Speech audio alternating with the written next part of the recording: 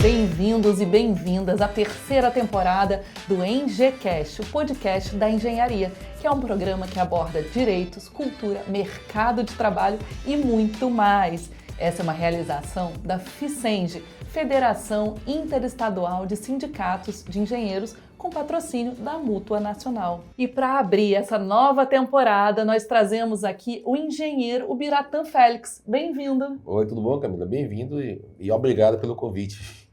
O Ubiratã Félix, ele é engenheiro civil, professor do Instituto Federal da Bahia, foi secretário municipal de Transporte e Infraestrutura de Vitória da Conquista e subsecretário de Estado. Foi presidente do Sindicato dos Engenheiros da Bahia e vice-presidente da FICENG. Isso mesmo.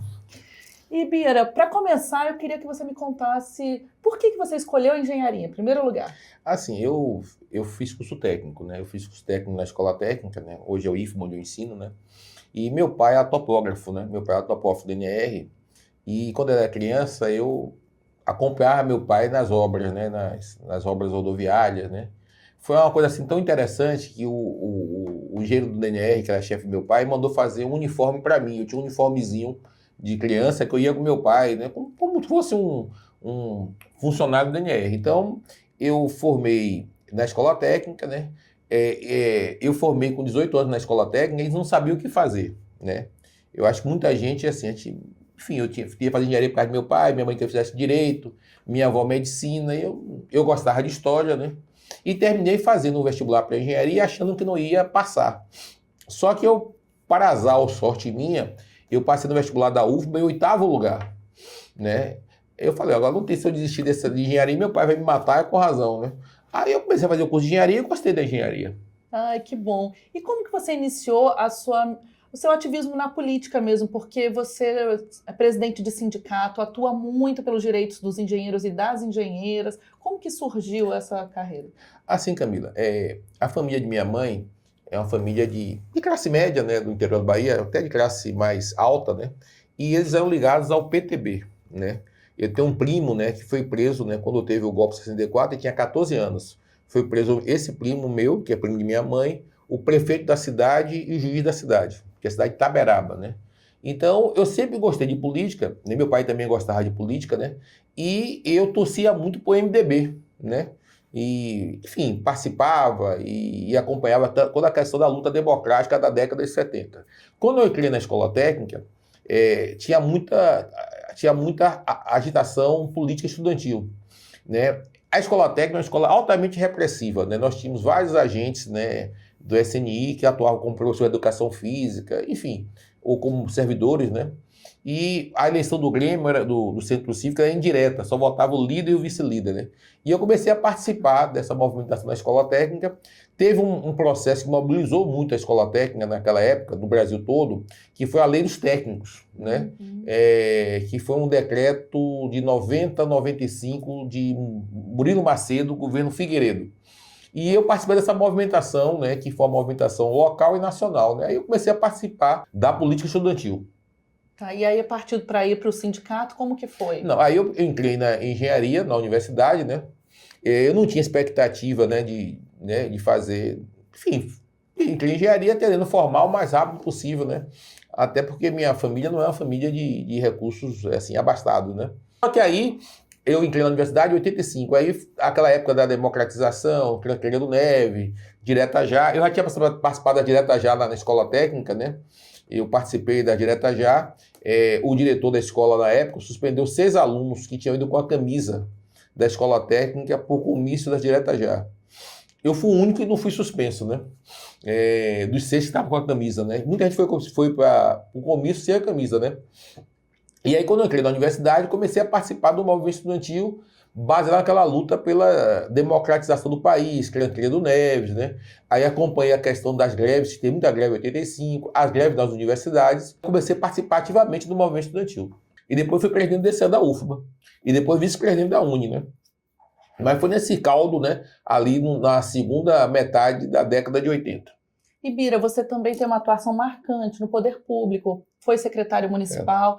Queria que você falasse dos principais desafios para a política de mobilidade urbana nas cidades. Tá. Só em relação a voltar um pouquinho na questão do movimento estudantil, que é uma coisa interessante, Camila. Eu acompanho o movimento estudantil até hoje, né? Na nossa época, né, você tinha muito bandeiras gerais, né? Era a questão da reforma agrária, a questão da reforma universitária, a reforma da educação, né? E existia na esquerda, né? Na esquerda, para você ver como o mundo mudou, na esquerda, uma visão não positiva em relação às lutas, na época a gente chamava lutas específicas, né?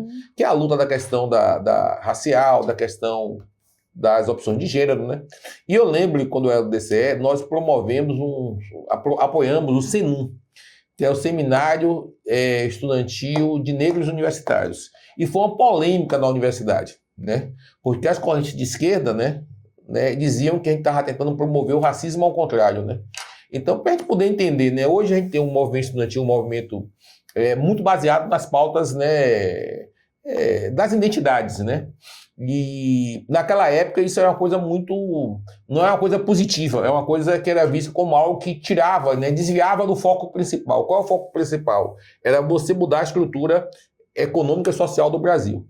Então eu faço esse paralelo para a gente ver como a gente teve uma mudança, né?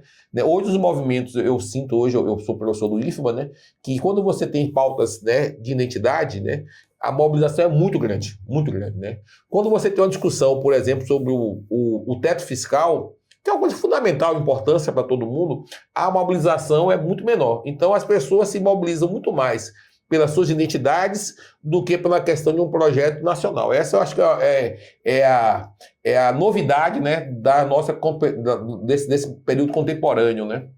Sim, mas aí a gente pode votar. Não, mas agora eu quero voltar em outra, porque você falou de um ponto importante. Você falou da construção de um projeto nacional. Isso. Que bases e que pilares são fundamentais para a construção de um projeto nacional e que também promova a engenharia? Eu acho assim, ó, que o Brasil, né, a gente tem uma visão às vezes muito pessimista do Brasil, né? É bom lembrar que na década de 30, o Brasil é um país extremamente agrário, né? E com todas as contradições de 30 a 80, o Brasil foi o país que mais se desenvolveu no mundo. Nós desenvolvemos mais do que o Japão. E na década de 80, o PIB do Brasil era maior do que o PIB da Coreia do Sul e da China juntos. E nossa economia era diversificada. A gente produzia tanques, hoje a gente não produz tanques, né? Nós produzimos aviões comerciais e aviões de guerra, nós produzimos foguetes, né? Esses foguetes, nós produzíamos, né, satélites, nós tínhamos uma telefonia, que é uma telefonia avançada para o estágio de desenvolvimento do nosso país. Então, o Brasil é um país de uma economia diversificada e um país industrial. Né? E tinha um projeto nacional, mesmo os militares, né? Tinha um projeto nacional, excludente, elitista. Então você discutia projetos, né? Nós perdemos esse processo de discutir projetos, né? Hoje a gente vê que os militares, né, o setor, vamos dizer assim, da direita brasileira é uma direita, né, que não é nacionalista, né? Uma direita que bate continência para a bandeira americana, né? É uma direita que não defende a indústria nacional. É bom lembrar, né, sem fazer apologia, né, ao Geisel, né, que o Geisel rompeu o acordo militar Brasil e Estados Unidos. E o Brasil foi o primeiro país do mundo a reconhecer Angola e Cabo Verde. Em Angola, né, se você tiver a oportunidade em Angola, todo ano que eles fazem a festa de independência em Angola, o primeiro hino cantado é de Angola. E o segundo é do Brasil. Porque o Brasil reconheceu Angola antes da União Soviética, antes de Cuba. Né? Então, assim, é um país com contradições, com um governo autoritário, enfim, que a gente conhece, mas que tinha uma visão de ter uma independência relativa ao eixo central, né, do imperialismo. Né? Nós perdemos isso. Então, essa direita, né, essa direita hoje é uma direita que não tem projeto no Brasil, né, a não ser transformar o Brasil numa fazenda, né? Você não tem como fazer isso num país que tem 200 milhões de habitantes. Né? E a esquerda, ela não consegue fazer um projeto que consiga dialogar com as identidades e com o projeto de desenvolvimento nacional. Então, a gente, às vezes, trabalha muito a questão das identidades, que é mais fácil você mobilizar, mas você não pensa o Brasil como um todo. Né? Por exemplo, nós temos, então, uma política em relação à questão da defesa. O Brasil tem que ter um exército com capacidade de mobilização. Né? Isso é um projeto nacional. O Brasil tem que ter uma política em relação à questão da Amazônia. O Brasil tem que ter uma política em relação à política, né, de relação às drogas, né, como conviver, enfim, até essas discussões não é feita, né? Não é feita ou porque quem está no poder não quer comprar os desgastes necessários para fazer algumas discussões, ou porque você não tem projeto. Então a gente vive uma situação muito difícil hoje, né? Mesmo as entidades sindicais, os movimentos sociais, elas não conseguem pensar além da sua esfera de atuação. Essa é a grande dificuldade da UNE. A gente defendia reforma urbana, reforma agrária e reforma da educação. Então nós tínhamos uma bandeira que era nossa e tínhamos uma bandeira que era uma bandeira que dialogava com o país como um todo. A gente perdeu essa capacidade. E aí, Bira, será que agora, por exemplo, os ataques de Trump à soberania nacional do país, você acha que o campo progressista da esquerda está retomando o discurso de defesa de soberania, está facilitando essa disputa do discurso e da narrativa? Eu acho que não, Camila. Eu acho que nós tivemos um processo que foi bem interessante, né? Que a própria agressão dos Estados Unidos, né, como foi feita, né, em relação ao Brasil, né, criou-se um espírito de questionamento, né, em relação dos Estados Unidos com o Brasil. A gente entendeu que os Estados Unidos têm uma relação de querer submeter o Brasil. Mas a gente não consegue avançar. Por exemplo, discute-se muito a nova política industrial do Brasil. Certo? Na década de 60 e 50, você tinha uma visão que era a indústria de base, a indústria de energia, a indústria de petróleo e gás. Né? Qual é o principal fator de desenvolvimento na atualidade? Né? Os chips, né? A tecnologia, a informação, né? As big techs. Né? Nada disso a gente discute no Brasil. Né? O Brasil podia ter tido uma big tech nossa. A Índia tem. A China tem, não é só para dizer a China, a Índia, que é um país, né, onde o governo é um governo de direita, ele tem as big techs locais. Então nós não conseguimos pensar um processo de desenvolvimento. A nossa, né, burguesia, né, os nossos industriais, eles viraram, né, rentistas. Eles se contentam em ser sócio menor do capitalismo. Você pega na década de 50 e 60, você tem os grandes capitães da indústria, né? O Grupo Votorantim, Hermínio de Moraes, que é a Bardella, tinha várias pessoas que eram, né, a família Matarazzo, né? Eles eram capitalistas, eram burgueses, mas tinham um processo de pensar o desenvolvimento a partir do locus Brasil. Nós perdemos isso, né? Tá. Ibira, você tem uma trajetória nos governos como secretário e também atuou muito no Conselho das Cidades em relação à política de mobilidade urbana. E a gente vê um cenário de ampliação dos aplicativos, das plataformas. Como que você vê os desafios para uma política nacional de mobilidade urbana? O desafio é muito forte. Né? Na época, né, se a gente pegasse no ano 2000, né, discutia-se muito a questão do transporte, né, de você ter uma política que coibisse o transporte clandestino, que você garantisse o transporte regular, enfim, né? Só que isso mudou tudo com a questão das tecnologias, né? Hoje você tem o Uber, você tem um ônibus, já tem um ônibus hoje que faz intermunicipal, interestadual. Então, assim, e as tecnologias, elas têm duas vertentes. Uma que o custo cai, né? Eu peguei hoje um Uber, né, do aeroporto para cá, que é R$67. Um táxi é R$140. O custo cai. Mas ela tem a outra vertente. Para esse custo cair, ele é baseado na superexploração do trabalhador que oferta o serviço. Então, essa contradição que nós temos, né? Você hoje consegue ter comida na sua casa, né? Você vai no aplicativo, você come comida na sua casa num preço razoável, né? Mas isso é baseado na exploração das pessoas que fazem esse serviço, né? Essa é uma discussão que é importante você fazer, porque se você for olhar do seu ponto de vista, você não consegue pensar o todo, né? Eu acho que nosso desafio, Camila, é como superar as visões exclusivistas, como pensar o todo. É muito difícil fazer isso hoje em dia, tanto no setor da classe trabalhadora, nos seus movimentos organizados, né? Como também, né, dos setores empresariais. Eu trabalhei muito com o movimento social, movimento de moradia, e às vezes tinha uma visão, como a gente pensasse o Brasil, né, que só do ponto de vista da moradia, né, que você tem que pensar o Brasil como um todo, o emprego, a segurança, né, o movimento social ele não pode pensar só a sua demanda particular, ele tem que pensar a sua demanda particular, porque isso se organiza em cima disso, mas tem que pensar como isso se relaciona com as outras políticas públicas do nosso país. Ótimo. Ibira, seguindo nessa questão do trabalho, né, a gente tem visto crescer uma narrativa de desvalorização do trabalho regulamentado via CLT em favor do empreendedorismo de necessidade. Como que você avalia isso? Isso é uma coisa engraçada. Eu estava conversando eu fui candidato ao CREA na eleição passada, e aí uma pessoa que não votava em mim fez uma crítica, né? Eu não voto em vagabundo. Eu nunca tive carteira assinada. Eu não sou CLT. Eu fiquei, né, irritado, né? Aí eu fui pensar, eu lembro quando você é mais jovem do que eu, mas nosso amigo ali, né, é nossa geração, né? Quando você era mais, né, a gente era 16, 17 anos, você andava em Salvador, andava em Rio de Janeiro, né? E a polícia parava a gente por vadiagem. Aliás, tinha um crime de vadiagem, né?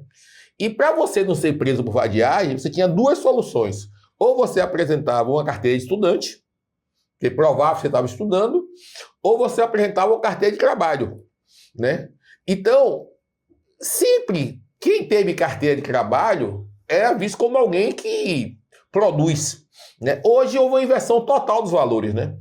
As pessoas já acham que quem trabalha e tem carteira assinada, né, não quer nada, não produz. Isso é um equívoco grave, né?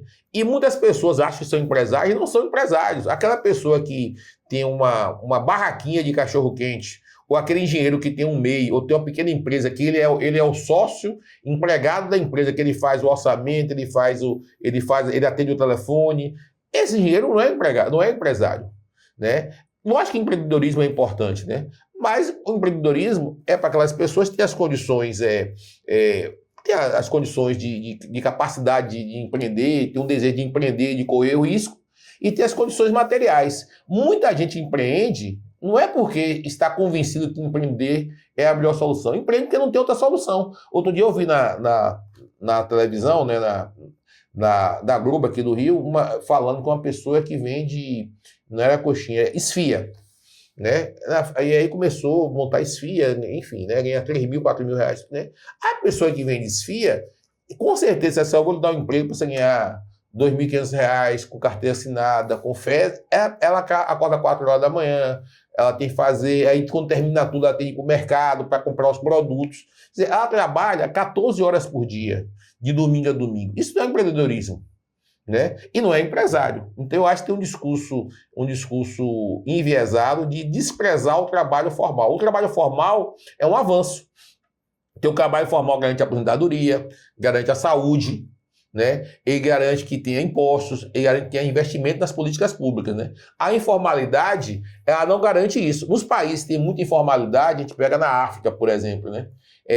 As políticas públicas são débeis, porque como a formalidade é muito grande, você não consegue ter recursos para fazer as políticas públicas. Num país que tem um alto grau de formalidade, as políticas públicas são mais robustas. Então a informalidade, ela não ajuda o desenvolvimento do país, e nem o desenvolvimento do cidadão, e nem a saúde das pessoas.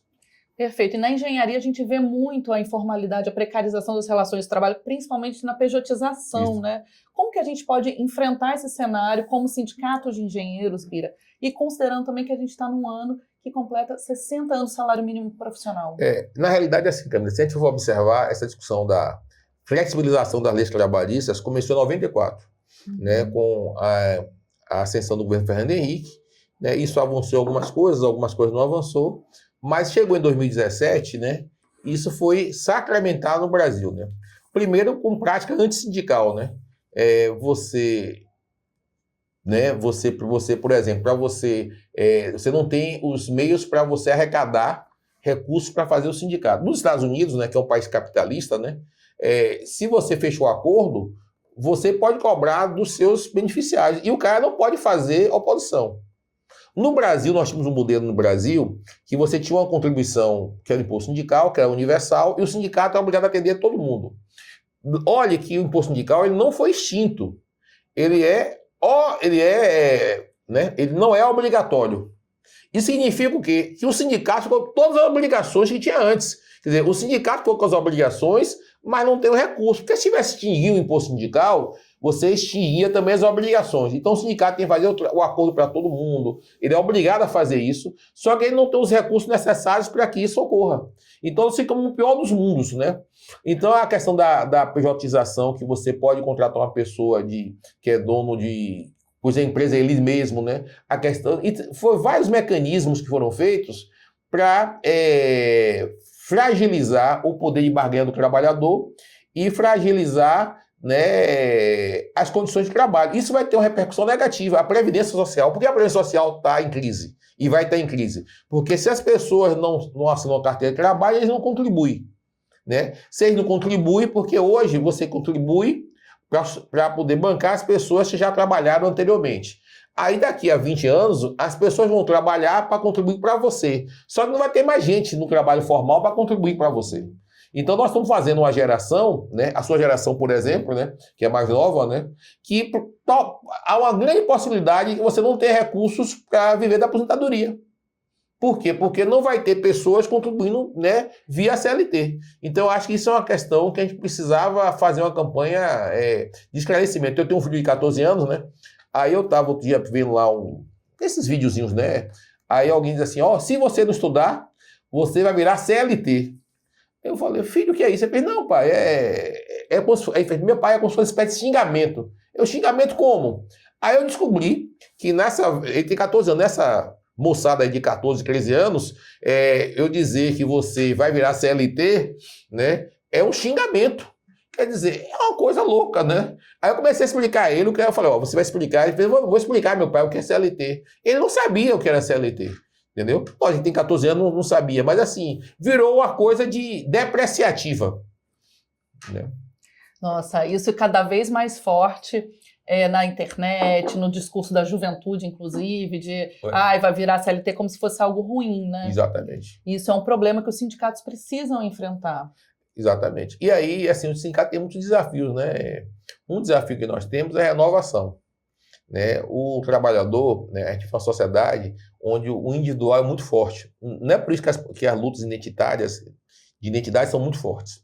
As pessoas trabalham muito a partir do seu loco, do seu ponto de vista. Então, nós temos muita dificuldade de convencer as pessoas a fazer um projeto coletivo, né? Esse é um desafio do mundo todo.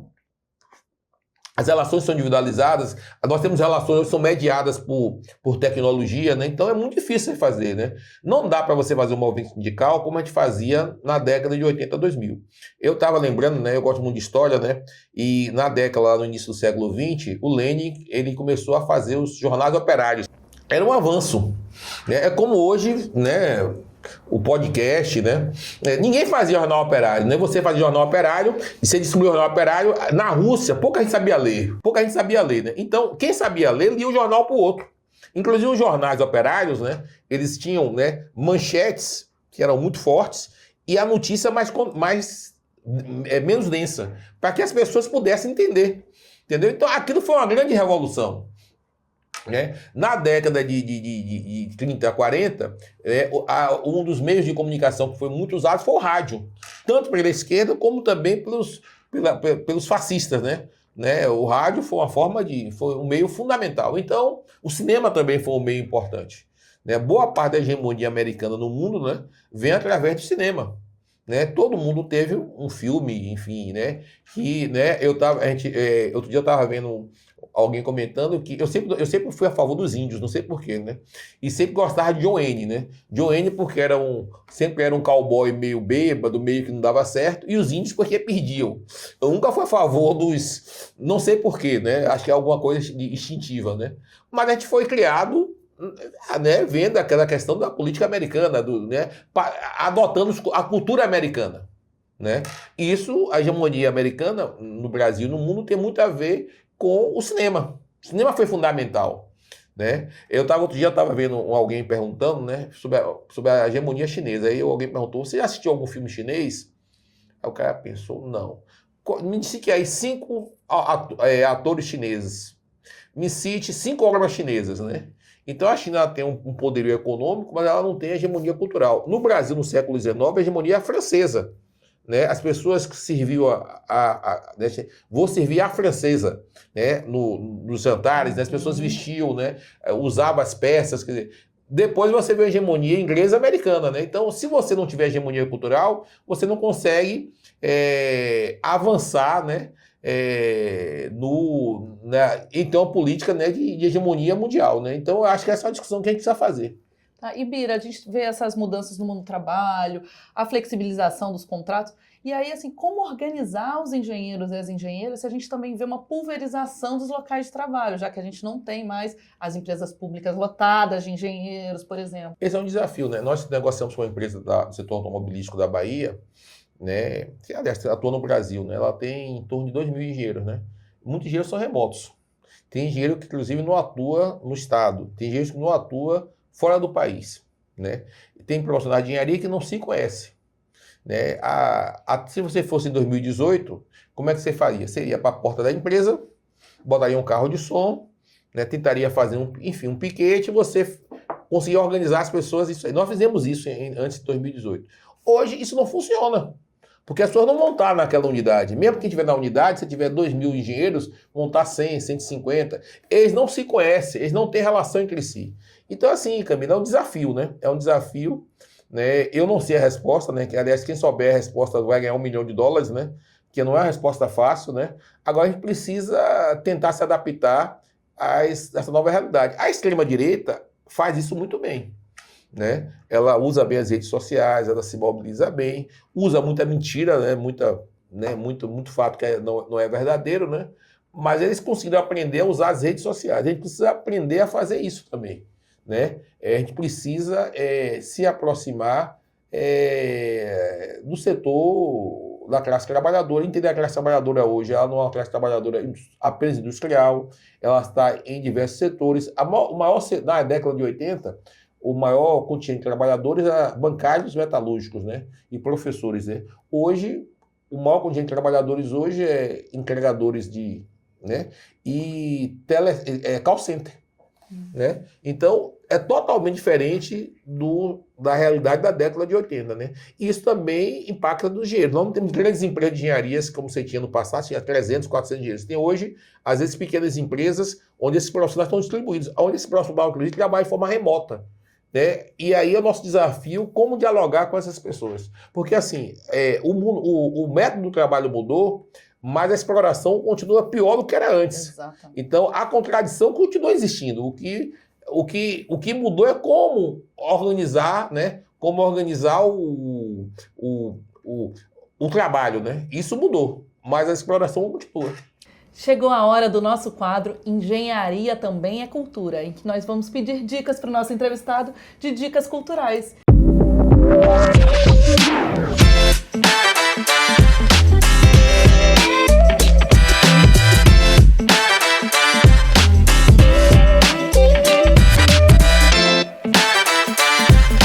O que você indica pra gente? Ó, eu vou dar 2 filmes americanos, né? Não são comunistas, são os filmes hollywoodianos. Um é Lawrence na Arábia. É um filme da década de 60, né? Que é uma história interessantíssima para você entender o que está ocorrendo hoje no Oriente Médio, né? Até 1914, toda aquela região da Arábia pertencia ao Império Turco Otomano. E o filme fala de um oficial, a história é real, de um oficial inglês chamado T.W. Lawrence, que ele vai liderar a revolta árabe, né? O filme é muito interessante, tem atores maravilhosos, tem o Omar Sharif, enfim, é um filme, né? E ele se aproxima do príncipe Faisal, que é o xerife de Meca. O príncipe Faisal descendia do profeta de Maomé. E os árabes não se unem, enfim. Ele consegue, né? É um filme de aventura muito interessante, né? E se você não gostar de política, o filme você vai adorar o filme, né? E ele consegue reunir um exército, né? E eles tomam Damasco. E eles tinham um projeto. Qual é o projeto? É fazer um país que iria do Iraque, Kuwait, toda a Península Arábica, o que é a Palestina hoje, né, com Israel, né, a Síria e o Líbano, né, que é fazer o reino árabe. E o príncipe Faisal seria o rei desse reino árabe, né, separado da Turquia. Os ingleses se comprometem com isso, mas quando termina a guerra, os ingleses não entregam o que prometeram, né. Aí a Síria e o Líbano vai para a influência francesa, né, o Iraque vai para a influência francesa, o Kuwait, que não existia, né, o Kuwait, né, ele vai para a influência inglesa e a Península Arábica fica sob influência inglesa, certo? Quando chega na década de 30, né, os ingleses, né, resolvem nomear o Faisal, né, rei da Jordânia e do Iraque. Um filho de Faisal vai ser rei da Jordânia e outro rei do Iraque. Até hoje a família de Faisal está na Jordânia, né? Acho que o rei é o Hussein, né? E o Iraque caiu a monarquia, né? E ele pega uma família, que é a família Saúde, que chama Saudita por isso, né? A Arábia Saudita é o nome de uma família, que não tinha nada a ver, né? Quer dizer, não tinha nada a ver, é uma família, mas não era família, não era descendente do profeta, né? E nomeia esse príncipe, né? Que, né? Rei da Arábia. Então, o que é que os ingleses fazem? Eles fazem um fracionamento do reino árabe, né? Porque do Iraque até o Líbano, até o Egito, né? Todo mundo fala árabe, né? Os mesmos costumes, né? Isso explica, né, essa divisão artificial que tem hoje, né? Por que o Iraque invadiu o Kuwait? Porque originalmente o Kuwait e o Iraque era uma coisa só. Aí na divisão o Kuwait ficou com os ingleses, o Iraque com os franceses, né? O Líbano e a Síria é um país só, tanto que aqui no Brasil a gente chama você é sírio-libanês, né? E a Palestina é uma coisa só. Então esse filme é importante. No filme depois é Peter O'Toole, o ator principal, né? Ele se mata, né? Num acidente de moto porque fica decepcionado, enfim. Né? Então eu acho que é um filme interessante, é um filme hollywoodiano, não é um filme de esquerda, mas para você entender como é que se dá a conflagração do Oriente, do que é chamado hoje Oriente Médio. E outro é um filme também americano, só filme americano, né? O Lawrence ganhou mais de 10 Oscars, é aqueles filmes que, né, campeão de Oscar, né? Esse filme não ganhou tantos Oscars, é Êxodos, com Paul Newman, né? Que é um filme interessantíssimo, né? Que são amigos, né? São dois amigos, são amigos que são árabes e judeus, que estão nos Estados Unidos. Eles ambos voltam para a Palestina, né? Logo depois da guerra, 47, 48, né? E são muito amigos, né? E convive bem, não tem uma convivência boa. Só que começa a discussão da divisão da Palestina em 2 estados, né? E aí fala assim, coisa interessante, né? Mostra, né, hoje né, várias organizações que lutam na Palestina são consideradas terroristas, né? Uma das organizações israelense explode o hotel Rei Davi, né? Um hotel onde ficava, né, o comando inglês, né? E matou um monte de gente, matou mais de 200 pessoas. Essa organização era liderada por uma pessoa que depois virou o primeiro-ministro da Israel, Menachem Begin, né? E aí mostra, né, todo o processo de massacre das aldeias palestinas, expulsão, né? E os amigos se dividem, né? Na realidade, a história são 2 amigos, um judeu e um árabe, né? Que são as famílias são amigas que se dividem por causa da partilha, né? Essa é a história. Agora, se você for olhar, né, por trás, você vai ver um pouco de como é que começou o conflito, né? E aí mostra no dia, né, a votação na ONU, né? Os países, a votação foi comandada por um brasileiro, Oswaldo Aranha, né? E aí a votação da ONU, onde vai mostrando os países são a favor ou contra, né, a criação da partilha da Palestina, né?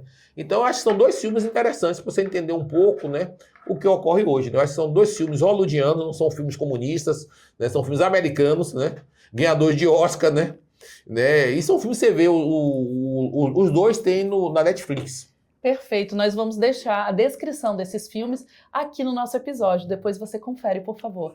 E Bira, para a gente ir já encaminhando para o nosso encerramento, eu queria abordar 2 pontos com você. O primeiro deles é como que você vê, diante desse cenário de desenvolvimento tecnológico, o papel do sistema Confea-CREAS. Esse é um problema também que a gente precisa aprofundar bastante. O Confea-CREA, ele foi fundado na década de 30, né? E tem uma defasagem em relação ao que é o mundo tecnológico hoje, né? A engenharia ficou muito mais complexa, né? Ele não consegue entender, por exemplo, quando foi fundado o sistema Confea na década de 30, a gente não tinha uma política de pós-graduação como a gente tem hoje. Então nós temos umas situações inusitadas, né? Tem um amigo meu que é professor da UFBA, até faleceu, né? Ele foi engenheiro civil, mas fez mestrado, doutorado e depois doutorado na área de ciências, seria ciência da computação. Ele sempre ensinou ciência da computação, só que o sistema Confea-CREA, ele sempre será engenheiro civil, porque o que vale é a formação inicial, né? Então, ele precisa discutir essas novas formações que existem, incorporar as atribuições. Isso é muito complicado, porque tem muita disputa de atribuições profissionais dentro do sistema. A outra que é um sistema caro, né? O Confea arrecada em torno de R$1,5 bilhão por ano, né? Salvador, que é a cidade onde eu moro, né, que é a 3ª capital do Brasil, arrecada 12. Então, o sistema Confea-CREA arrecada 10% de Salvador, né, que é a 3ª cidade do Brasil, a população já não é mais 3ª, é 4ª, né? É muito dinheiro e com pouco eficácia, né?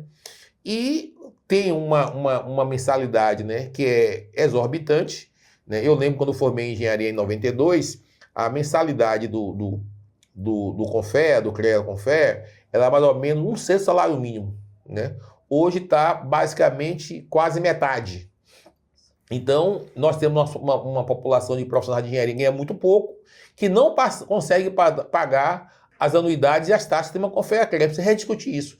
Fazer um sistema que seja mais profissional, mais eficaz. Ele gasta pouco em fiscalização, se você for olhar os dados, né? O CREA gasta muito mais em viagens, enfim, em seminários, do que fiscalização, que seria a sua atividade fim. Então, é um sistema que ele não se dialoga nem com a sociedade, nem com os profissionais. E é caro e ineficiente. Perfeito, Bira. Em relação ao sistema educacional, na formação profissional, você é professor, a gente viu também uma discussão muito forte em relação à EAD na engenharia. O que você pode falar sobre isso? Aí, essa é uma discussão que a gente precisa aprofundar muito. Primeiro, assim, a engenharia, né, ela exige ter os conhecimentos teóricos, enfim, é importante tudo isso, mas é importante também que você tenha vivência profissional. E nós estamos vivendo um processo, né, que pela questão do aumento da formação profissional dos professores, né, que temos vários professores hoje que eles fazem uma opção em apenas ser professores, né, e eles não têm vivência técnico-profissional, né. Eu faço graduação, faço mestrado, faço doutorado, faço pós-doutorado, mas eu não vivi a realidade profissional. Tem professores que você conhece aqui, até um carioca que mora na Bahia, o professor Caio Bi, ele formou em elétrica, aí trabalhou em diversas empresas, fez mestrado na França, doutorado na França, fez pós-doutorado e depois ele foi ensinar, né? Então, quando ele foi ensinar, ele já tinha uma carga de vivência profissional muito grande. Esse é um problema, né? O outro problema é a mercantilização do ensino. Infelizmente, este governo, né? Começou no outro, este governo, hoje eu posso fazer, mesmo nos cursos presenciais, eu posso dar 30% da carga horária em EAD, né? E não diz o que é que eu posso dar EAD. Lógico que você tem alguma disciplina, você pode dar EAD. Mas você não pode pensar um curso técnico, né? Matérias técnicas como mecânica do solo, fundações, as próprias matérias da área de exatas, em EAD. Né? E tem profissional que é formado 100% em EAD. E o pior de tudo é que a lei não permite que você coloque no diploma do indivíduo que ele for formado em EAD.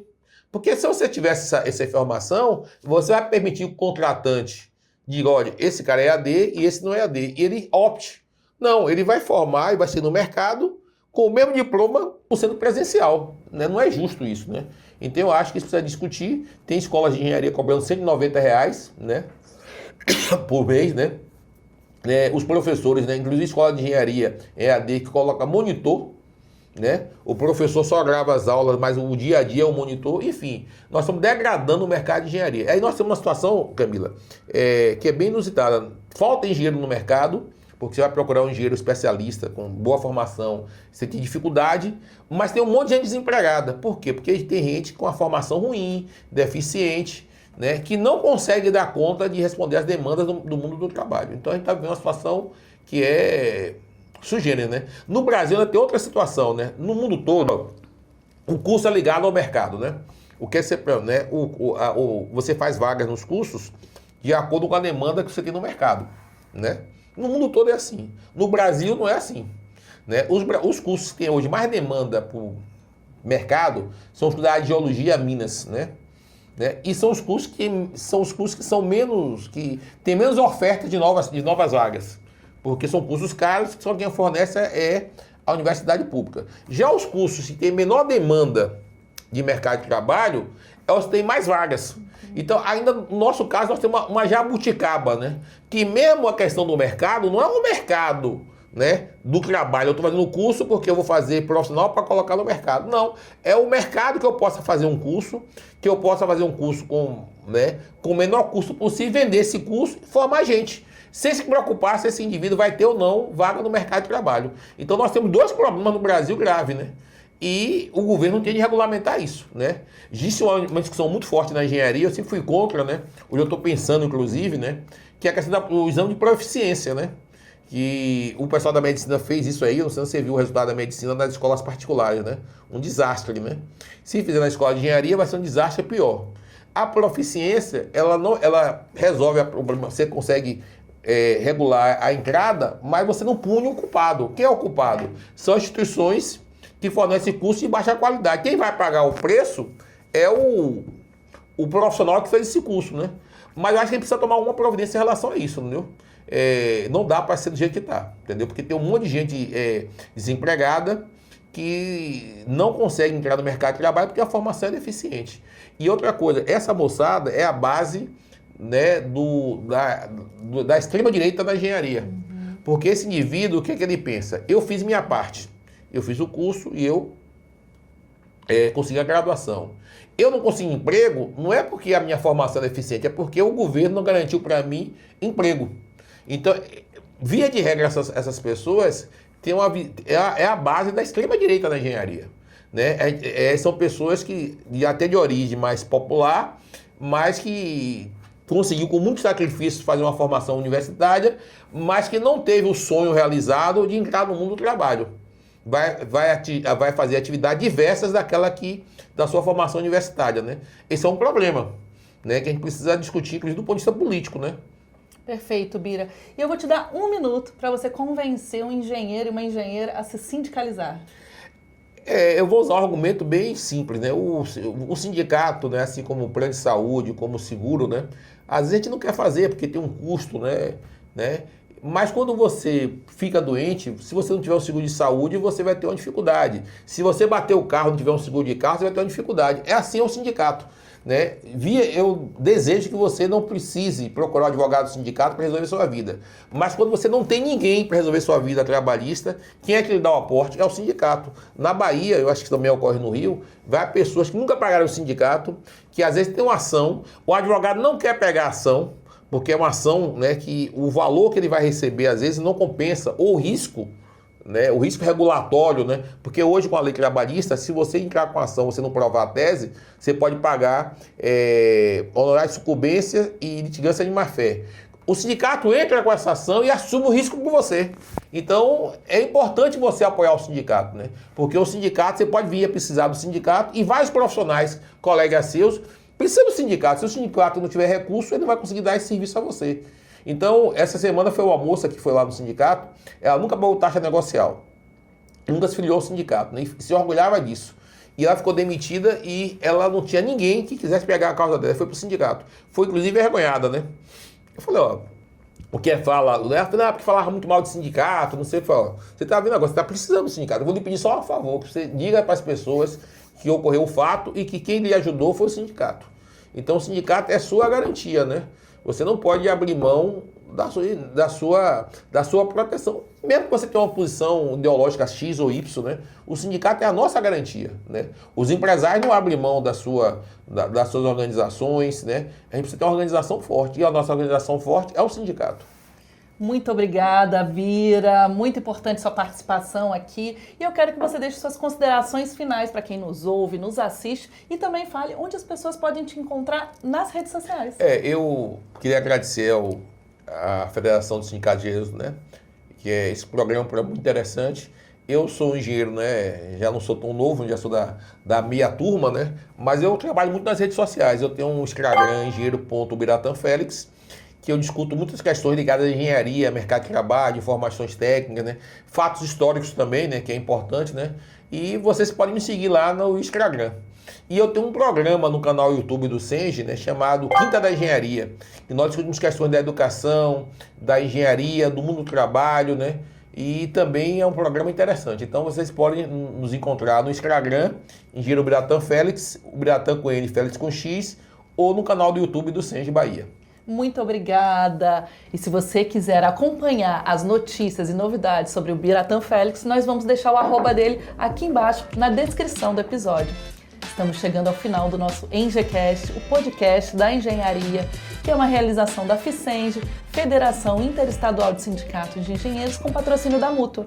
E se você gostou desse episódio, compartilhe, envie para os seus amigos, mande no grupo do WhatsApp e siga as nossas redes sociais em @FICENGE, Federação, sem cedilha e sem tio.